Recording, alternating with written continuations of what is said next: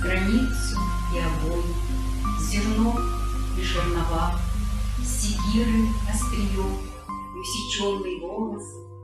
Бог сохраняет все, особенно слова прощения и любви, как собственный свой голос.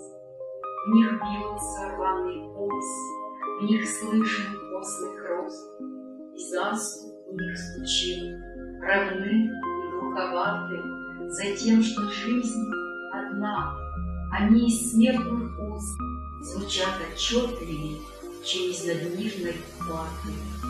Дикая душа, поклон через моря за то, что их нашла, тебе и часть вленной, что спит в родной земле, тебе благодаря, обретший речь и дар глухонемой вселенной.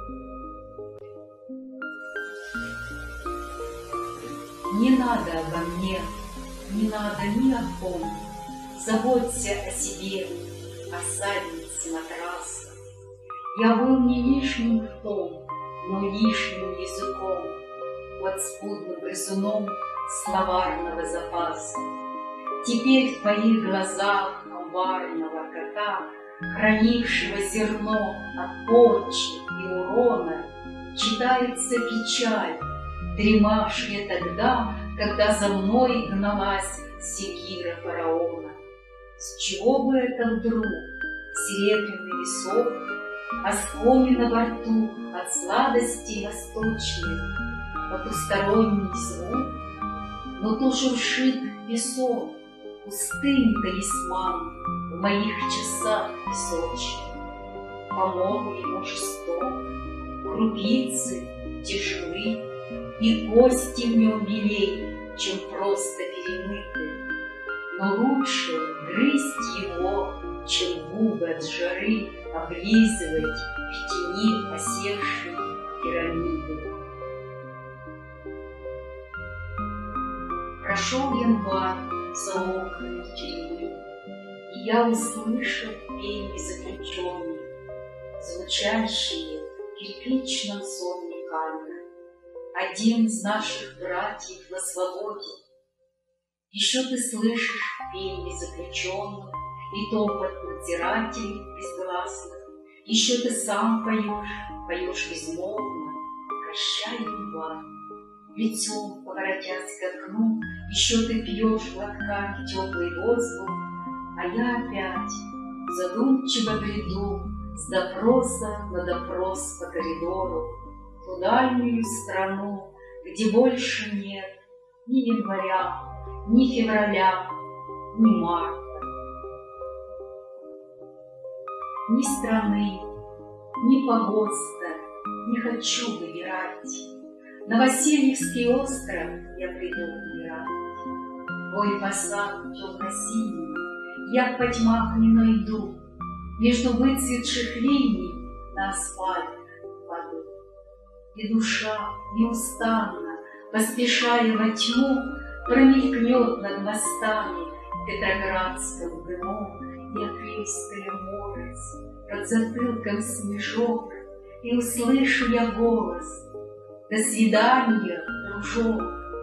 И увижу две жизни, далеко за рекой, к равнодушной отчизне прижимаясь щекой, словно девочки и сестры из непрожитых лет, выбегая на остров, машут мальчику вслед. Что ты делаешь, птичка, на черной ветке, оглядываясь тревожно? Хочешь сказать, что рогатки меткие, но жизнь возможна? Ах, нет, когда целятся из рогатки, я не теряюсь. Гораздо страшнее твои догадки, на них я и озираюсь.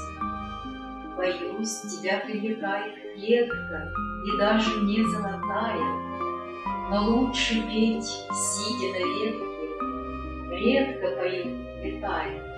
Неправда, меня привлекает вечность, я с ней знакома, ее первый признак — бесчеловечность, и здесь я дома. Что нужно для чуда? Пошуков вчера, щепотка сегодня, крупица вчера, и к пригоршне завтра добавь на глазок огрыза пространства и небо кусок, и чудо свершится.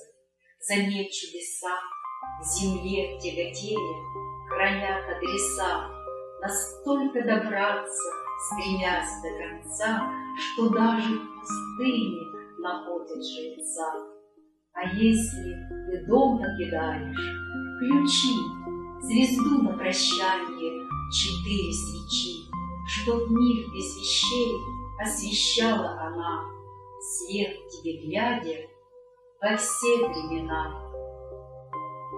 Лети отсюда, белый мотылек, я жизнь тебе оставил, это почесть и знак того, что путь твой недалек.